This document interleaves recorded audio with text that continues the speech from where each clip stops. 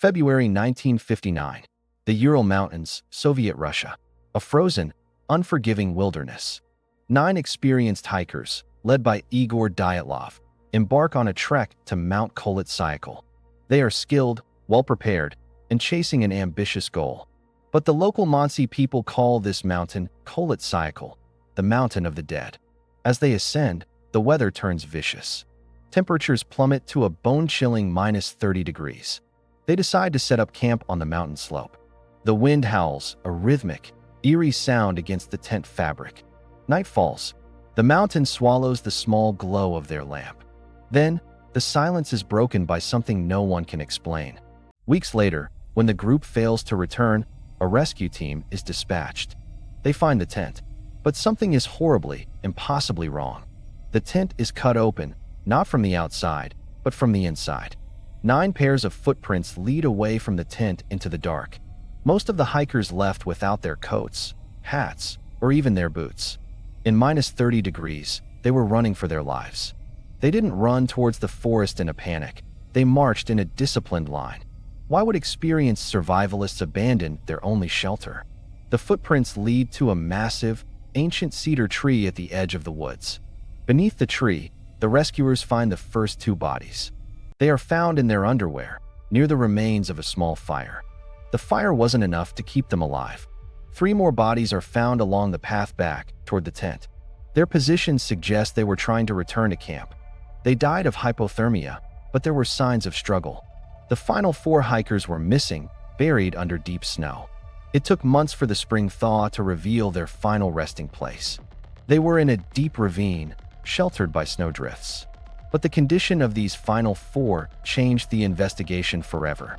They didn't die from the cold. They died from blunt force trauma. One hiker had a crushed chest, equivalent to being hit by a car. Another had a fractured skull. No external skin wounds. How can you crush a chest without damaging the skin?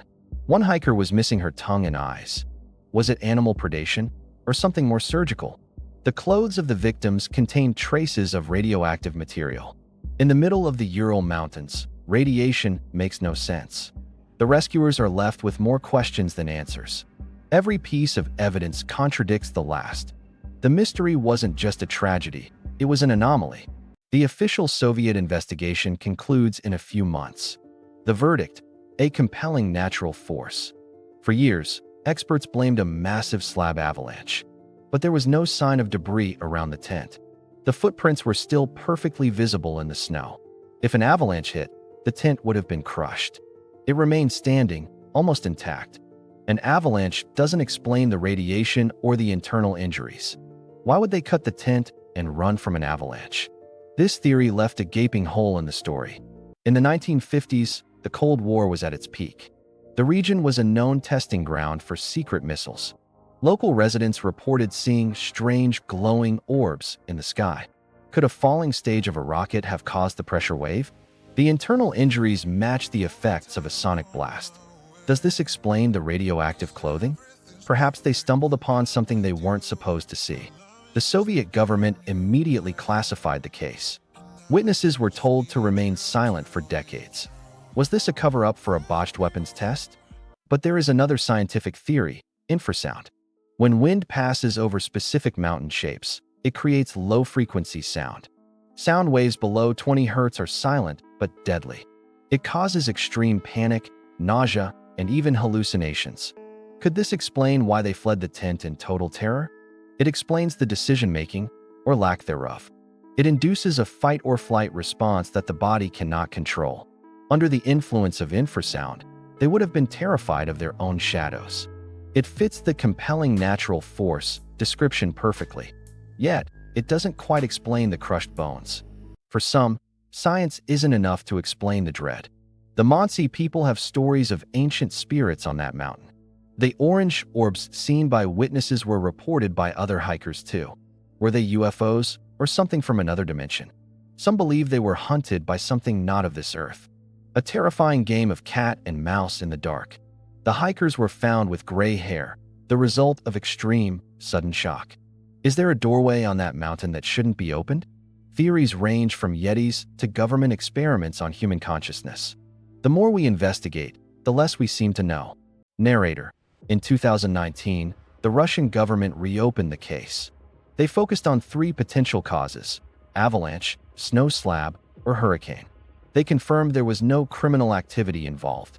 Yet, the families still do not accept these conclusions. How does an avalanche cause internal organ damage without breaking the skin? Every official answer feels like a shortcut.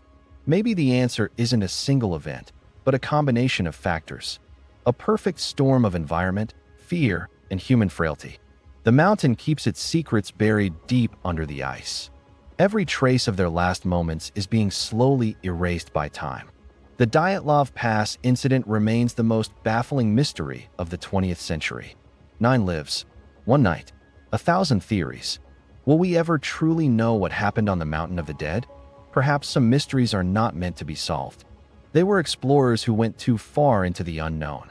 Their legacy is a cautionary tale of humanity against nature. We continue to look back, seeking answers in the frozen past. But the mountain stays silent. What do you believe happened to the Dyatlov group? Thank you for watching Midnight Files. Stay curious,